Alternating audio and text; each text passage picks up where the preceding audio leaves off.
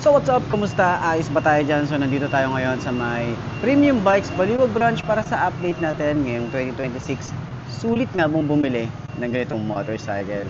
Kung naghahanap ka ng pang tricycle at pang single at pwedeng i-long ride at 125cc, itong Bajaj City 125, eto, matipid sa fuel consumption. Okay, matipid to sa gas.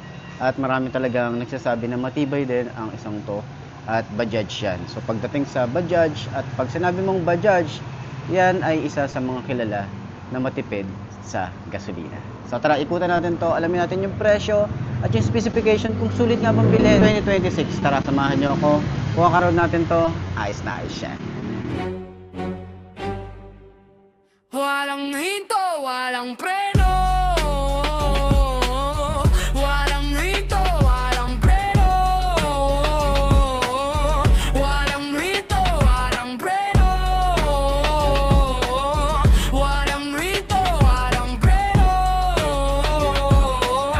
Walang hinto, walang preno. Init wala akong pagka-ride pa rin sa kalsada. Ulan bahala na content ko, armas ko sa laban. Gas-gas, sugat, parte yan ng eksena. Motovlogger ako, hindi ako basta-basta. Camera on, walang cut, lahat totoo daw. Trotas agad, pangarap ko dire-diretso. Pagod na katawan, hindi yan hadlang. Habang humihinga, tuloy ang laban. Walang hinto, walang preno.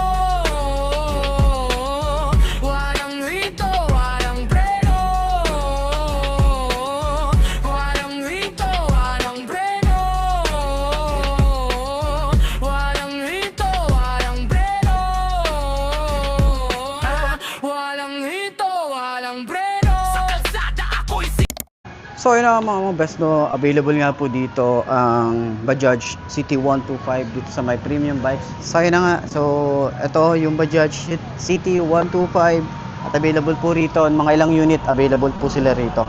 So ayan, kung naghahanap ka ng 125cc pang tricycle, pang single, pang long ride, city ride at matipid sa gasolina, isa to sa mga marirecommend ko sa inyo, itong City 125 ng Bajaj. So talagang kilala si Bajaj sa pagiging matipid na motorcycle. Okay, so ayan, upuan natin to para at least sa mga naghahanap ng ka-height. Alam niyo naman, height ko is 5'2", and syempre depende kung maliit ba yung bias nyo or kagaya kung maliit ang bias ko, pero 5'2" ang ating height. Ayan, so ganito ang itsura niya. Medyo mabigat yung motor, medyo mabigat siya kapag ano. Pero ayan, ganyan ang itsura niya kapag naka side stand. And check natin kung abot ba ng 5 to nakagaya ko. Okay, so medyo namumulikat yung aking paa eh. Ayan, so try natin. Ayan, sobrang tingkayad pala na ito. Sobrang tingkayad, pero magaan yung motor. Sobrang tingkayad oh. Pero kung pagta-tricycle nyo lang naman to, tapos 5 to ang yung height, syempre may sidecar yun, di ka naman mabubuwal dun eh. Pero ito matingkayad tayo. Kung pang single lang naman, medyo hirap pagdating sa traffic. Pero kaya yan, manageable naman yan, no? Ano lang yan, technique lang yan kung paano mo, ayan, ganyan, katulad ginagawa ko. Kung kailangan mo pumunta rito, yung paa, so mabilisan lang naman para at least hindi ka mabuwal.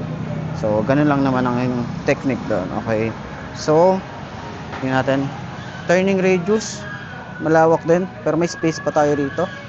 Yung shock niya sa harap, maganda yung shock sa harap pero siguro i-rate ko siya ng mga 7 out of 10. Tapos sa likod, matigas siya sa likod kasi 4 yung shock sa likod eh. Pero ayan, kung gusto niyo pang tricycle to, pwede, ganyan ang itsura natin. Upright position, kagandahan din dito, meron tayong USB charging port na rin dito. Yung ating headlight is same pa rin naman. Tapos malapad yung ating cowling dito. Yung ating panel gauge is naka round style, dalawa naman yan. Yung switches natin dito sumasabay din sa mga ano talaga, mga kakompetensya nito. So hindi naman siya mukhang pipitsugin, mukhang hindi naman din siya tinipid. Pero ayan, basta sinabing Bajaj and Kawasaki, okay, so matibay yan. Okay, subok na rin ang isang to. Tapos kagandahan din yung ating upuan, malambot. Ayan, gusto ko yung upuan niya. Yun yung maganda dito kasi pag long ride is talagang malayuan. Syempre, And ito, hindi siya mabilis sumakit sa puwet natin. Okay, so yan, sana may ano tayo rito. May mga upgrade din, bagong decals, colorway. So sana may mga ganun din. Si Bajaj 125. So ayan, sana nakatulong tong video na to sa mga naghahanap ng update para dito, para sa inyo to. Okay? So yan, center stand natin. Center stand. Madali ba siya yung center stand? Madali lang din siya yung center stand. Magaan lang din. Ayos. Sigurado